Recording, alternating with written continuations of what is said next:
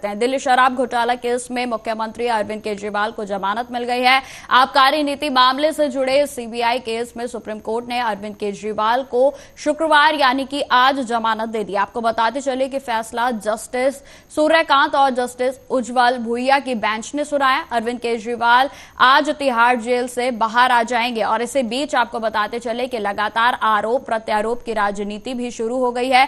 सबसे पहले मैं आपको सुनाती हूं कि इस समय आम आदमी पार्टी के तमाम जो नेता हैं उनके बीच क्या माहौल चल रहा है।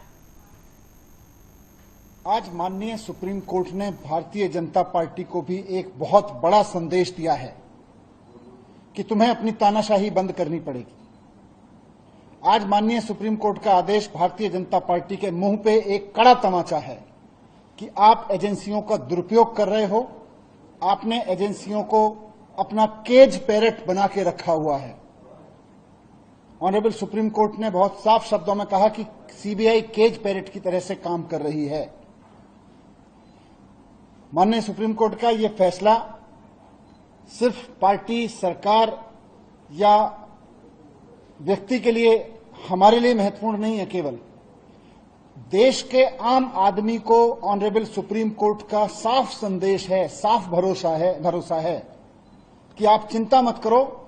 अगर कोई तानाशाही चलाएगा, अगर कोई एजेंसियों का दुरुपयोग करेगा तो देश का संविधान उसकी रक्षा के लिए है। पहले दिन से ही हम लोग ये कह रहे हैं कि ये पूरा मामला झूठ की बुनियाद पर खड़ा किया गया है और इस झूठ को फैलाने में, इस झूठ को बनाने में जिम्मेदार कौन है?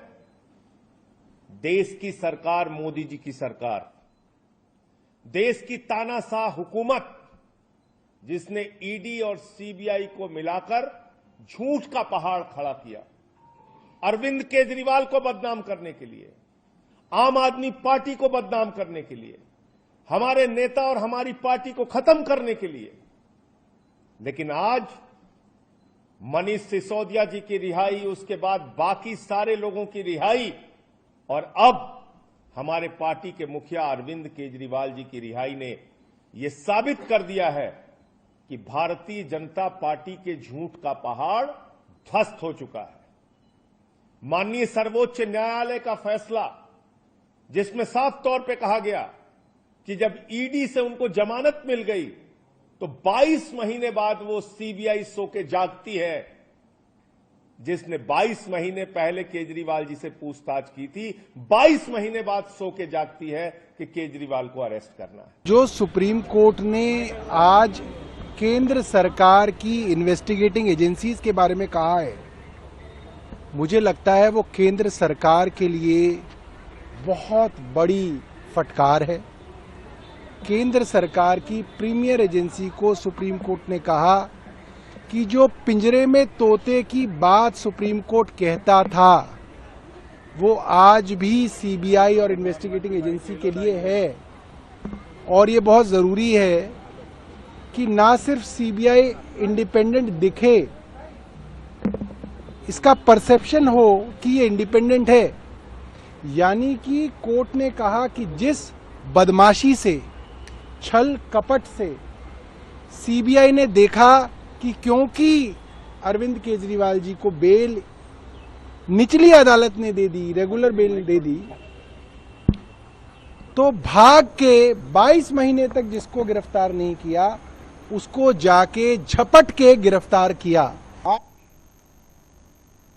तो वहीं आपको बताते चले कि जैसे ही मुख्यमंत्री अरविंद केजरीवाल को जमानत मिली है उसके बाद भाजपा के महकमे में भी पूरे तरीके से हड़कंप मच गया है। आपको बताते चले कि लगातार आरोप प्रत्यारोप की राजनीति भी शुरू हो गई है और जिसमें भाजपा के नेता गौरव भाटिया ने कहा कि शर्तों के साथ जो बेल पर सुप्रीम कोर्ट ने उन्हें कहा है कि अन्य आरोपियों की जमानत आदेश की शर्तों पर ही अरविंद केजरीवाल पर भी वो लागू होती हैं और अरविंद केजरीवाल का पासपोर्ट भी कोर्ट में ही रहेगा, वह विदेश यात्रा भी नहीं कर सकते हैं। और ऐसे ही कई तमाम जो आरोप प्रत्यारोप हैं वो अब बीजेपी के नेताओं की ओर से आ रहे हैं। किसने क्या कुछ कहा, आप सुनिए। माननीय सर्वोच्च न्यायालय ने कट्टर बेईमान पापी आपके कन्वीनर अरविंद केजरीवाल को फिर से आईना दिखाया है और ये जो आदेश पारित हुआ है, भ्रष्टाचारी कट्टर बेईमान अरविंद केजरीवाल को कंडीशनल बेल मिली है। कुछ पहलू आज का जो आदेश आया है उसको आपके समक्ष रखना बेहद जरूरी है। और यह कहना गलत नहीं होगा, जेल वाला सीएम अब बेल वाला सीएम हो गया है। माननीय सुप्रीम कोर्ट ने एक बेहद गंभीर टिप्पणी आज की है जमानत देते हुए कि अरविंद केजरीवाल की गिरफ्तारी लीगल थी।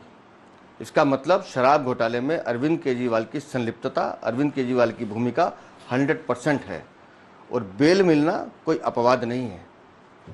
बड़े से बड़े अपराधी लालू यादव रहे हों, मधु कोड़ा रहे हों, जिन्होंने घोटाले किए, ये लालू यादव चारा घोटाले में बेल मिली, बाद में कन्विक्ट हुए, जेल गए। अरविंद केजरीवाल को भी बेल मिली है और मुझे उम्मीद है कि जो आज टिप्पणी माननीय कोर्ट ने की है कि गिरफ्तारी लीगल थी, इसका मतलब साक्ष्य है जांच एजेंसी के पास, सबूत हैं जो कोर्ट के सामने रखे गए, इसलिए कोर्ट ने कहा कि गिरफ्तारी लीगल थी। बेल मिलना है, कोर्ट का प्रोसीजर है, हमें उस पर कोई हैरानी नहीं है। लेकिन जिस तरह की पाबंदी अरविंद केजरीवाल पर लगाई गई है कि आप सीएम के दफ्तर नहीं जा सकते, फाइल साइन नहीं कर सकते, इस केस पे कोई टिप्पणी नहीं कर सकते, विदेश नहीं जा सकते, तो अरविंद केजरीवाल अगर आप में जरा से भी नैतिकता है तो आपको आज तुरंत इस्तीफा देना चाहिए, क्योंकि ऐसे आदमी को दिल्ली का मुख्यमंत्री बने रहने का अधिकार नहीं है जो मुख्यमंत्री कार्यालय में घुस भी ना सकता हो। देखिए, जमानत एक प्रक्रिया है, लेकिन दिल्ली के मुख्यमंत्री को जमानत मिली है, सजा से बड़ी नहीं हो गए, अपराध मुक्त नहीं हो गए, भ्रष्टाचार मुक्त नहीं हो गए। जिस प्रकार से उनको महिमा मंडित करके उनके पार्टी के लोग दिखाने लगे हैं और इंडी वाले जिस प्रकार की बातें करने लगे हैं, हमको तो वो सीन याद आ रहा है कि लालू प्रसाद जी चारा घोटाले में जेल में थे और जब बाहर आ रहे थे जमानत पर तो हाथी पर चढ़ के निकल रहे थे। लग रहा था जैसे ये सदाचार में कहीं से बाहर सदाचार में आ रहे हों, ये किसी लगता है देश के लिए आंदोलन करके ये बाहर आ रहे हों। इसके लिए नहीं आए हैं। जमानत एक व्यवस्था है। इंडी वालों को पता ही नहीं चलता है कि भ्रष्टाचार और सदाचार दोनों में अंतर क्या है। केजरीवाल साहब, आप कोर्ट से बेल जरूर मिल गया है, लेकिन जनता की अदालत में आपको बेल नहीं मिलने वाला है। जनता की अदालत में आपको सजा होगी ही, और जनता की अदालत में जितने भी इस प्रकार के भ्रष्टाचारी हैं उस खबरों में आगे बढ़ते हैं। हिमाचल प्रदेश में शिमला पुलिस ने शिमला में हुए प्रदर्शन के समय पथराव का वीडियो जारी किया है। आपको बताते चले कि अब तक इस घटना में 8 एफआईआर दर्ज की जा चुकी हैं। प्रदर्शन में 6 पुलिसकर्मी घायल हुए और जिसमें से एक महिला पुलिसकर्मी भी घायल हुई हैं, जिसमें कि आपको बताते चले कि महिला पुलिसकर्मी की रीढ़ की हड्डी टूट गई है और उनके हालात बेहद ही गंभीर बताए जा रहे हैं। इससे पहले बुधवार को प्रदर्शनकारियों ने बैरिकेडिंग की पहली परत हटा दी थी और अपने विरोध मार्च के दौरान ढली टनल ईस्ट पोर्टल में प्रवेश करते हुए समय सुरक्षा बलों के साथ भिड़ गए थे। आपको बताते चले कि शिमला के संजोली इलाके की ओर बढ़ रहे प्रदर्शनकारियों को तितर-पतर करने के लिए पुलिसकर्मियों ने पानी की बौछार का इस्तेमाल किया और साथ ही साथ लाठीचार्ज भी किया गया। मामले पर हिमाचल प्रदेश के मंत्री विक्रमादित्य ने कहा कि हिमाचल सरकार कानून के मुताबिक काम करेगी। तो वहीं आपको बताते चले कि आज भी जो प्रदर्शन है वो लगातार अब उग्र हो रहा है और जिसकी तस्वीरें इस समय आपको दिखा रहे हैं। वहीं आपको बताते चले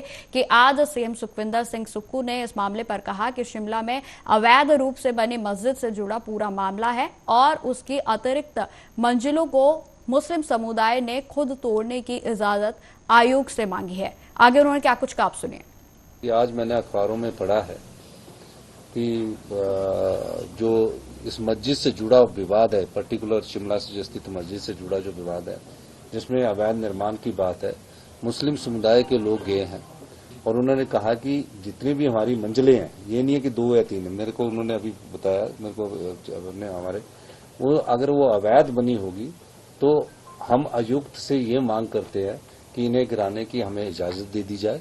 तो वो कानूनी प्रक्रिया की, क्योंकि कोर्ट में वो केस लगा है और जो भी इस कहीं भी कोई अवैध निर्माण होगा, किसी भी प्रकार का अवैध निर्माण किसी भी समुदाय के लोगों ने किया होगा, हमारी सरकार कानून के तहत हर प्रक्रिया को करने के लिए तैयार है और इसमें कोई दो राय नहीं है। और पर सभी धर्मों का हिमाचल प्रदेश में सम्मान है। हिमाचल की संस्कृति सर्वधर्म और हिंदुस्तान की संस्कृति भी सर्वधर्म भाव की है। किसी धर्म की भावनाओं को हाथ ठेस पहुंचाने का दायित्व किसी समुदाय को भी नहीं है, ना सरकारों को है, ना किसी राजनीतिक दल को है। हम सब लोग मिलकर हिमाचल में जो सौहार्द का वातावरण है उसको बनाए रखने के लिए कृत संकल्प है। कि आज खबरों में आगे बढ़ते हैं। हरियाणा में विधानसभा चुनाव को लेकर उम्मीदवारों की नामांकन की प्रक्रिया तेजी से जारी है और जिसमें आपको बताते चले कि आम आदमी पार्टी के नेता और राज्यसभा सांसद राघव चड्ढा ने हरियाणा की असंध विधानसभा में कहा कि अगर हरियाणा में भी आम आदमी पार्टी की सरकार बनती है तो दोनों छोर पर आपकी सरकार होगी और ट्रिपल इंजन की सरकार बनेगी, जिससे हरियाणा में बेरोजगारी पूरे तरीके से खत्म हो जाएगी। आगे उन्होंने क्या कुछ कहा, सुनिए। साथियों, इस बार भाजपा को और जजपा को जमानत जब्त पार्टी बनाने का काम आप सबने करना है। जमानत जब्त पार्टी बनाने का भारतीय जनता पार्टी की हालत हरियाणा में एक फ्लॉप पिक्चर जैसी हो गई है। जो फ्लॉप फिल्म हो जाती है, जिसकी टिकट थिएटर में जाकर पिक्चर देखने की टिकट कोई नहीं खरीदता, वो हालत आज भारतीय जनता पार्टी के हरियाणा में हो गई है। गलत तो नहीं कह रहा जी? जो लोग भारतीय जनता पार्टी के उम्मीदवार बनना चाहते थे, आज वो घर पर बैठे हैं। जिनको बीजेपी टिकट दे रही है, वो लोग अपनी टिकट वापस दे रहे हैं। यहां तक कि कुछ लोग नामांकन देने के बाद भारतीय जनता पार्टी का नामांकन भी वापस ले रहे हैं। ये हालात भारतीय जनता पार्टी के सूबे में हो गए हैं साथियों। और दूसरी तरफ जजपा है, जिसे इस बार जमानत जब्त पार्टी के नाम से पूरे हरियाणा में जाना जा रहा है। हरियाणा के एक छोर पे दिल्ली है, जहां आम आदमी पार्टी की सरकार है। हरियाणा के दूसरे छोर पर पंजाब है, जहां आम आदमी पार्टी की सरकार है। अगर हरियाणा में भी आम आदमी पार्टी की सरकार बनेगी तो ये ट्रिपल इंजन मिलके, हरियाणा, पंजाब, दिल्ली, ये ट्रिपल इंजन मिलके इस देश के सारे सूबों से ज्यादा प्रगति करेगा। इन देश के सारे सूबों से ज्यादा विकास होगा। मुफ्त बिजली, पानी, शिक्षा, स्वास्थ्य, बुनियादी सुविधाएं होंगी साथियों। हरियाणा के एक छोर पे दिल्ली है, जहां आम आदमी पार्टी की सरकार है। हरियाणा के दूसरे छोर पर पंजाब है, जहां आम आदमी पार्टी। खबरों में आगे बढ़ते हैं। उत्तर प्रदेश के लखीमपुर खीरी जिले में तेज बारिश और बैराज से शारदा नदी में पानी छोड़ा गया और एक बार फिर से पलिया भीरा मार्ग पर वह पानी जो है लगातार पहुंच गया। और आपको बताते चले कि आज सुबह भीरा मार्ग पर रोडवेज बस पानी के तेज बहाव में बहकर सड़क किनारे पहुंच गई और 10 यात्रियों के बीच चीख पुकार मच गई। आपको बताते चले कि आधी बस सड़क और आधी नीचे लटक गई थी। गनीमत यह रही कि बस जो है पलटी नहीं और जिसकी वजह से कोई बड़ा हादसा होने से टल गया है। आपको बताते चले कि तेज बहाव के आनन फानन में सभी यात्रियों को बस से बाहर निकाला गया। जिला प्रशासन ने इस मार्ग से आवागमन को भी पूरे तरीके से रोक दिया है। प्रशासन ने पलिया भीरा मार्ग पर आवागमन पूरे तरीके से फिलहाल बंद कर दिया है और इसके अलावा गोविंद नगर, भानपुरी, खजूरिया में भी बाढ़ की आशंका के चलते लोगों को ऊंचे स्थानों पर जाने के लिए कहा गया है। तो आपको बताते चले जिस तरीके से लगातार उत्तर प्रदेश के भी कई स्थानों पर तेज जो मूसलाधार बारिश हो रही है, उसकी वजह से जगह जगह पर जल जमाव की स्थिति बन गई है। और आपको बताते चले यह जो तस्वीरें आ रही हैं सामने, वो लखीमपुर खीरी की है, जहां पर आपको बताते चले कि लगातार नदी नाले भी उफान पर हैं। और इस खबर पर अधिक जानकारी के साथ हमारे साथ लखीमपुर खीरी से संवाददाता महेंद्र जुड़ गए हैं। महेंद्र, जिस तरीके की तस्वीरें सामने आ रही बेहद ही भयावह है, एक बड़ा हादसा जो है वो होने से टल गया है, क्या कुछ जानकारी आपके पास? जी, ये NH 731 है, जहां पर कई बार पानी आ चुका है। दरअसल बनबसा बांध में पानी छोड़े जाने की वजह से इस रोड पर भारी मात्रा में जल बहाव बढ़ जाता है और रही बात आवागमन की, प्रशासन द्वारा कई बार रोका जाता है, उधर की ओर लोगों को जाने से मना किया जाता है, लेकिन फिर भी लोग आवागमन चालू रखते हैं। और ये जो आज बस फंसी है, ये रोडवेज की बस थी जो दिल्ली को जा रही थी, बलिया से दिल्ली को जा रही थी। हालांकि बस से फंस गई, काफी बड़ी घटना होने से बच गई। और जैसे ही सिटी मतलब साइड में पहुंची थी बस, और लोगों ने अपनी सूझबूझ के साथ सभी यात्रियों को बाहर निकाल लिया। अंत में ड्राइवर भी बाहर निकाला गया और ताकि कोई बड़ी दुर्घटना होने से बच गए लोग। जी महेंद्र जी, जिस तरीके की तस्वीरें सामने आ रही हैं, इस समय तकरीबन कितने यात्री जो है वो बस में सवार थे? बस में लगभग 34-35 यात्री थे और कंडक्टर और ड्राइवर था, लेकिन कोई भी हताहत होने की कोई भी घटना ऐसी नहीं हुई है। सभी को सुरक्षित निकाल लिया गया था। मौके पर बस पलट जाती तो एक बड़ी दुर्घटना हो जाती है।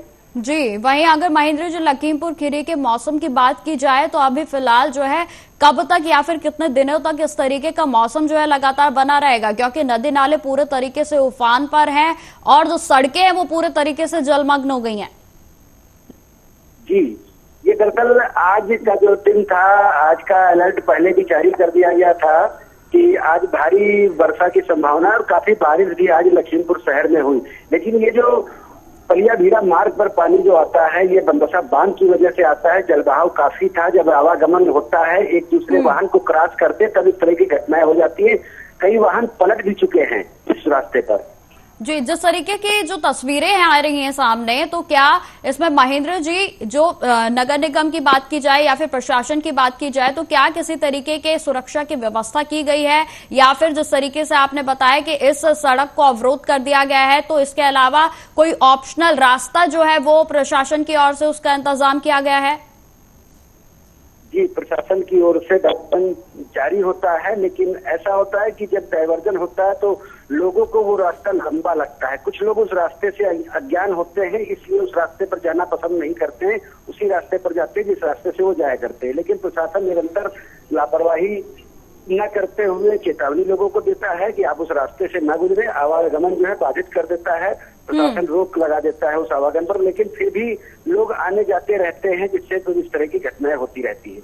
ठीक है महेंद्र जी, तमाम जानकारी के लिए आपका बहुत बहुत धन्यवाद।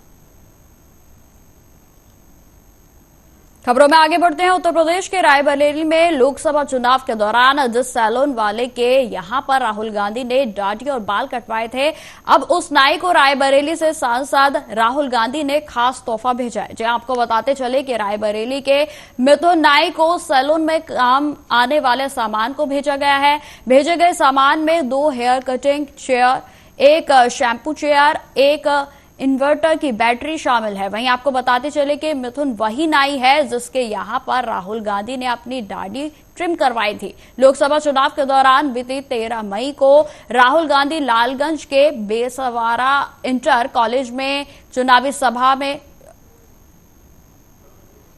कर जो है लौट रहे थे और उसी दौरान यहां के ब्रजेंद्र नगर में उनका काफिला अचानक से new Mumba Devi hair cutting and saloon के सामने रुक गया। वहीं आपको बताते चले कि यहां पर राहुल गांधी ने अपनी दाढ़ी ट्रिम करवाई थी और सैलून संचालक मिथुन से उसके कारोबार समेत युवाओं के लेकर जो बेरोजगारी है उसको दूर करने के लिए उससे कई बातें भी की थी। वहीं आपको बताते चले कि मिथुन राहुल गांधी के भेजे गए इस सामान को पाकर बेहद खुश नजर आ रहा है। अभी तो बैठे हुए नहीं, तब तक चले जाते घर पे, और हमारा धंधा भी बहुत अच्छा चलने लगा।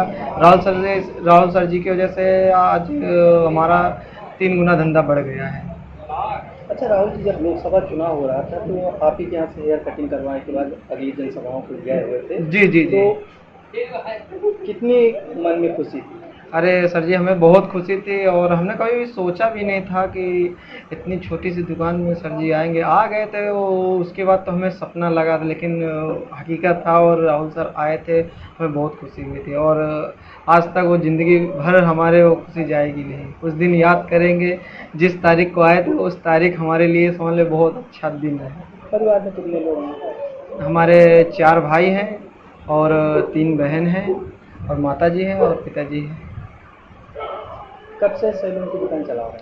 ये हम सैलून यहाँ लालगंज में 2021 में खोले थे और 21 एंडिंग में वहाँ लालगंज बेहटा चौराहा है हनुमान मंदिर के बगल में खोले थे और 21 एंडिंग में उनको एक बड़ी खुशखबरी ये है कि इनका धंधा जब से राहुल जी हैं 3 गुना हो गया है। ठीक, दिन भर पैसा कमाते हैं और खर्चा भी करते हैं। इनकी दुकान देखा होगा पहले 7 बजे बंद हो जाती है, आप आज देख लीजिए टाइम बहुत हो गया है लेकिन दुकान चल भी रही है और लोग आ जा रहे हैं, तो इनका धंधा बढ़ा है। हमें तो खुशी होती है कि वो हमारे सांसद हैं और हम लोगों ने उनको वोट दिया, हमारी वोट की ताकत से वो संसद पहुंचे हैं।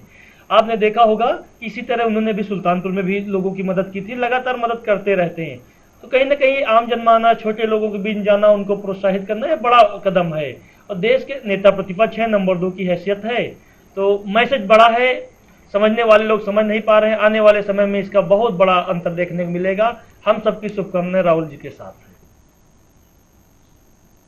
अब खबर मध्य प्रदेश के पन्ना जिले से है, जहां पर पवई विधानसभा के ग्राम पटोरी में 4 लोगों की मौत हो जाने से मामला जो है वो बेहद गंभीर हो गया। बताया जा रहा है कि ग्राम पटोरी के आदिवासी मोहल्ला में बीते मंगलवार को अखिलेश के पिता शंभुद्दीन उम्र तकरीबन 7 वर्ष की मौत हो गई। वहीं आपको बताते चलें कि बीती रात्रि को एक ही परिवार के मुन्नीलाल आदिवासी के अशोक उम्र तकरीबन 14 वर्ष, उपासना 11 वर्ष और सीमा 6 वर्ष की उल्टी और दस्त के कारण दर्दनाक मौत हो गई। आपको बताते चले कि स्वास्थ्य विभाग को इसकी जानकारी लगते ही स्वास्थ्य का विभाग का अमला मौके पर पहुंचा और साथ ही मोहल्ले में बीमार लगभग 1 दर्जन से अधिक लोगों को अस्पताल में भर्ती कराया गया और जहां पर उनका इलाज जारी है। स्वास्थ्य विभाग की टीम के द्वारा बीमा के लोगों को भोजन और पानी के सैंपल भी जो है लगातार उनके द्वारा लिए गए हैं और इस घटना से पूरे क्षेत्र में मातम एवं भय का माहौल बना हुआ है।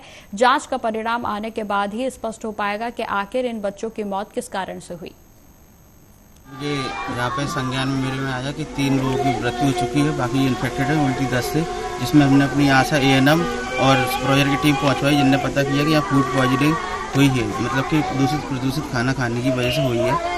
और यहाँ पे जो 3 उनको जांच के विषय में लिया जा रहा है, सैंपल लिया गया, उनका जांच किया जाएगा लैब के द्वारा, जो भी स्पष्टीकरण आएगा आपको द्वारा भेज दिया। जो सीरियस मरीज है उनको उच्च अस्पताल। इसके पहले मंगलवार को भी एक मौत हुई थी बच्चे की।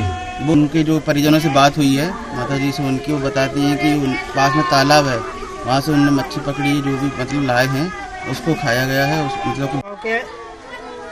क्या दस्त भर भाई है वो बस खत्म हो गए। आप बताइए और कछु नहीं भाव नहीं। हाँ, इलाज के लिए कहूँ ले नहीं जा पाए। समय बता दो। समय रात के भाई माले के भाई माले 6 बजे शाम के हम 6 जन गए थे। ट्रेन लगाओ बच्चा जो बड़ो बच्चा शाम होगा वो हम ट्रेन लगाओ डांगर साहब ट्रेन लगाओ सुनने के लिए मना कर रहे थे कि साहब हम आप दवाई ना करिए, सीरियस ज्यादा कहा है। मध्य प्रदेश में नाबालिग बच्चों के साथ छेड़छाड़ की घटनाएं थमने का नाम नहीं ले रही हैं। ताजा मामला भोपाल के बेरसिया थाना क्षेत्र का है, जहां पर 11वीं की छात्रा को अश्लील मैसेज भेजकर परेशान करने वाले युवक की गिरफ्तारी की मांग को लेकर गुरुवार को हिंदू संगठनों के कार्यकर्ताओं ने बेरसिया थाने का घेराव किया। तो वहीं आपको बताते चले कि इस दौरान लगातार भीड़ बढ़ती गई और जिसे देखते हुए बीजेपी विधायक विष्णु खत्री के साथ साथ कलेक्टर कौशलेंदर विक्रम सिंह भी वहां पर पहुंचे और जहां पर कलेक्टर ने कार के बोनेट पर खड़े होकर प्रदर्शनकारियों को समझाया और इसके बाद प्रदर्शन को खत्म किया गया। वहीं आपको बताते चले कि इस दौरान मां भवानी हिंदू संगठन के दीपक चौधरी ने कहा कि मामले में 4 युवक शामिल हैं, लेकिन पुलिस ने एक को भी गिरफ्तार नहीं किया है। थाना घेरने की सूचना पर सबसे पहले MP प्रमोद कुमार सिन्हा ने मौके पर पहुंचे और जिसके बाद उन्होंने संगठन के लोगों को समझाइश दी और जिसके बाद मामले को शांत कराया गया। आज सुबह बेरसिया थाने में एक सूचना मिला था, अन्य समुदाय के कुछ लड़के लोगों ने नाबालिग लड़कियों के साथ सोशल मीडिया प्लेटफॉर्म में प्रताड़ना कर रहे हैं। Basically Snapchat social media platform है, उसके थ्रू लड़कियों के साथ लगातार मैसेज करना और मैसेज के थ्रू प्रताड़ना करना और फोटो वायरल करने का भी उन्होंने प्रताड़ना करने का हमको सूचना मिला था। और उसके साथ उन्होंने परिवार के साथ भी प्रताड़ना की है, फोटो वायरल करने का, ब्लैकमेल करने के लिए। उसके संज्ञान में लेते हुए हमने आज एक लड़के को आज कस्टडी में ले लिया और उसके खिलाफ हमने आज बेरसिया थाने में अपराध कायमी कर लिया। सेक्शन 78 सब क्लॉज 1 और 119 सब क्लॉज 1 BNS के अंतर्गत और पोक्सो। तो फिलहाल इस बुलेटिन में इतना ही। देश दुनिया की तमाम खबरों की जानकारी के लिए बने रहें हमारे साथ। नमस्कार।